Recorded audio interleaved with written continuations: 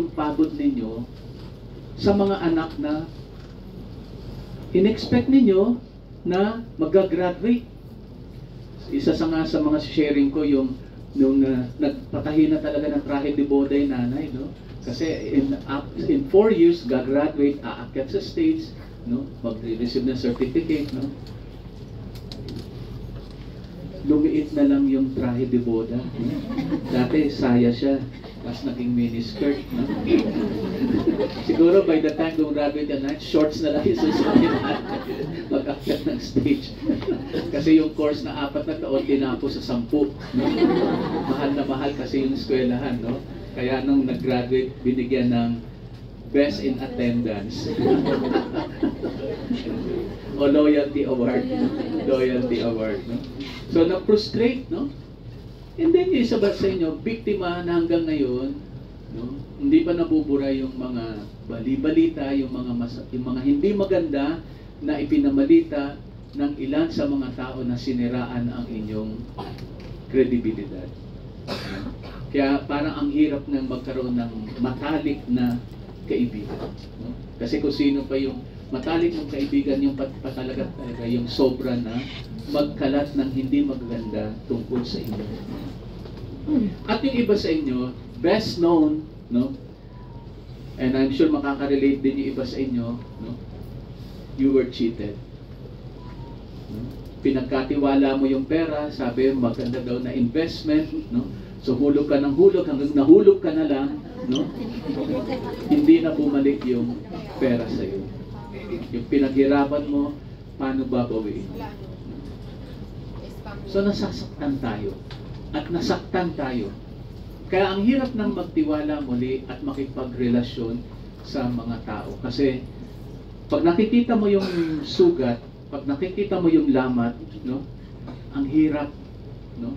Tapos lalo na kapag nagsisearch ka sa Facebook, nakita mo yung tao na kung sino pa yung nagsira sa iyo, tapos nag-aano ng friend request pa sa iyo. Kung ako sa iyo, anong gagawin mo? Block. Block. So ano yung ginagawa mo kapag tayo'y nasasaktan? Definitely we isolate ourselves, no? Hindi na ako pupunta diyan sa lugar na yan. Natuto na ako, nadala na ako. Never again. No? Ina-isolate natin ating sarili. We distance ourselves. No? Kung nandiyan sa harapan, doon ako sa likod. Hindi talaga kami pwedeng magsama o magtabi. Never. No? Yung iba naman, yung kapitbahay, nakaaway, lipat ng lugar. Doon sa mas malayo, kung nasa Luzon siya, sa Mindanao kami. Grabe, no? Layo talaga. Talagang sinagat, no? And also, yung iba naman, I will never go to that same place again. Just sa worldwide na yan. Naku, dyan ako pinahiyaan ng tao.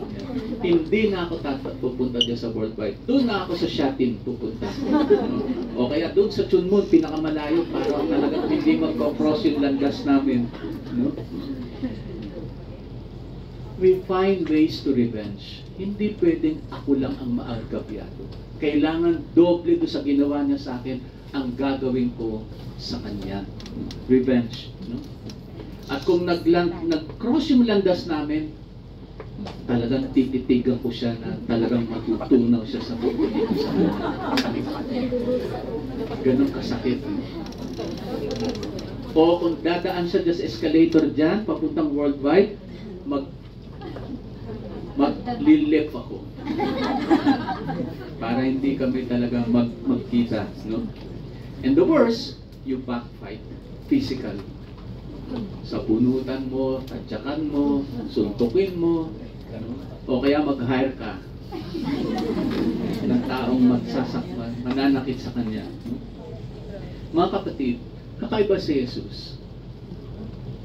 Nagtiwala, no? Tinrain yung mga disipulo niya, kung ano yung ginawa sa kanya, yung mga nag-benefit sa kanyang mga mirakulo, yung best friends niya, no? Kakaiba. Siya ang uri ng kaibigan na masasabi natin the wounded healer. Kung sino pa yung nasaktan, Siya pa yung nagpagaling sa nasaktan. No? Kaya ba natin yun na tayo nasaktan, tayo pa yung nag-take ng initiative at sasabihin, peace be with you. No? Peace be with you. Sabi ko nga nung visa ko doon sa St. Joseph last week, no? Ay, magpakumbaba ka. No? Yung peace be with you. No? Tsaka yakapin mo talaga siya ng mahigpit. Mahigpit na mahigpit hanggang mamatay siya. At yung last words mo sa kanya, I love you. Wounded healer. Mga kapatid, hanggang nakikita natin yung sugat na yan at hindi tayo nakaka-get over sa sakit na yan, hindi tayo kailanman magkakaroon ng kapayapaan. Kaya nga't ang greeting ni Jesus, peace be with you. Sumaiyo ang kapayapaan. Kasi yun ang kinakailangang biyaya ng Diyos para maghilom yung sugat. Para maghilom yung sugat.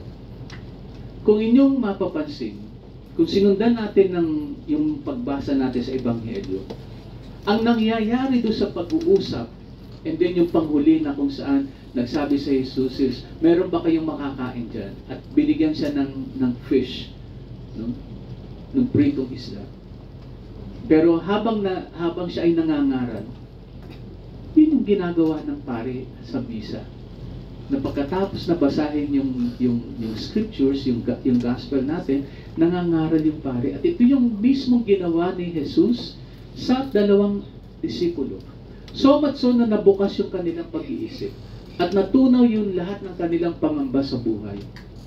At yung pagiging naging nasaktan sila, yung disappointment nila, yung frustrations nila, nakilala nila muli si Jesus, lalo na't nung pinakita ni Jesus ang kanyang sugatang paa at sugatang kamay.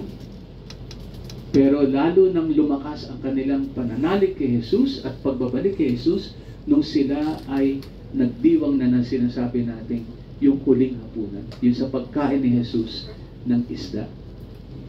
Every time you come to Mass, mga kapatid, para tayong nasaktan na tao, at nagpupunta tayo sa misang ito upang tayo ay maghuhilom ng ating sugat. I'm sure sa mga pananalita ko sa inyo, naghihilom ang ilan sa mga sugat na inyong mga pinagdaanan sa buhay. At maaaring sa yuktong ito ng inyong buhay, sa pagpasok nyo ngayon, kayo rin ay nasaktan. In fact, bago pa kayo pumasok dito, nasaktan na kayo sa amo nyo. Ang hamon, makaka-get over ba tayo sa ating pagiging nasaktan o tayo ay sinaktan? At wag naman tayo ang nanakit, no? Pero tayo yung nasaktan. Tatanggapin ba natin yung kapayapaan ni Kristo? Sapagkat ang kapalit ng kapayapaan ito ay ang maghilom ng ating sugat, no? At makapagsabi tayo doon sa tao na nakit sa atin, peace be with you. No? Peace be with you. No? Kaya natin yan itong linggong ito. Mamaya pag-uwi natin, no? Ite-text mo yung matagal na nagpe-friend request sa'yo at yun yung taong nanakit sa'yo. Kaya mo kaya siya gawing kaibigan mo? Depende, I suppose. Depende.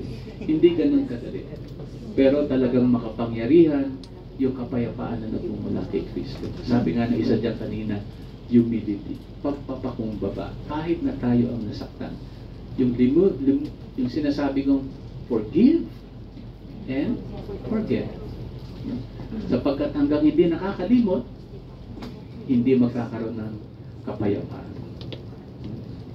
Lalo na kapag nakita muli yung picture ng taong yun. Ang sakit ko yung Eddie, no? Pero kapayapaan ni Kristo, at kung sino man may kapayapaan ni Kristo, ay merong sapat na lakas ng loob upang maghilom ang sugat ng nakaraan. So sa misang ito, makakamit natin ang kapayapaan na nagmumula kay Kristo. At sana ay gawin natin yung hamon ni Kristo. Kaya mo rin bang magbigay ng kapayapaan sa taong nanakit sa iyo. Amen. Magsita na tayo.